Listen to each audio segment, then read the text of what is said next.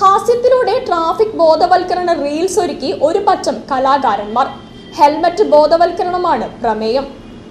49 second ദൈർഘ്യമുള്ള റീൽസിന് 4 ദിവസം കൊണ്ട് വിവിധ സോഷ്യൽ മീഡിയ പ്ലാറ്റ്ഫോമുകളിലൂടെ 15 ലക്ഷത്തിലധികം കാഴ്ചക്കാരുണ്ട്.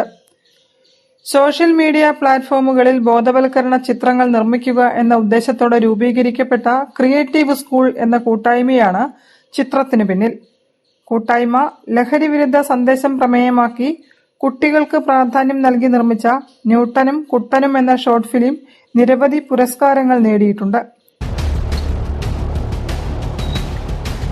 എന്താടോ, തനിക്ക് മാത്രം മതി ഹെൽമെറ്റ്?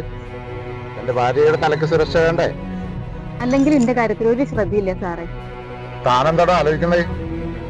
ഒന്നുമില്ല സാറേ, ഫൈൻ അടക്കണമല്ലോ ആലോചിച്ചതാണ്. നിങ്ങളെ കയ്യിലുള്ള പൈസ വാങ്ങിയെടുക്കലല്ല പോലീസിന്റെ ലക്ഷ്യം. സുരക്ഷിതമായ യാത്രാശീലങ്ങള് പ്രോത്സാഹിപ്പിക്കലാണ് ഇതുപോലുള്ള ചെക്കിങ്ങിന്റെ ഉദ്ദേശം.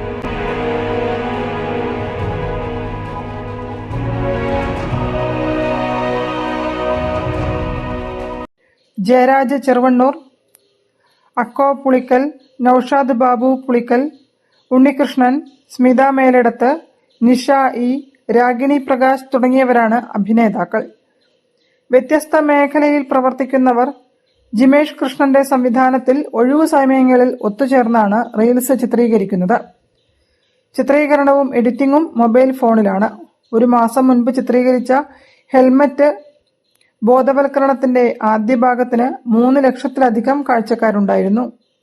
തുടർന്നും ബോധവൽക്കരണ വീഡിയോസ് ചിത്രീകരിക്കാനുള്ള തയ്യാറെടുപ്പിലാണ് ഈ കൂട്ടായ്മ. News bureau, Farooq.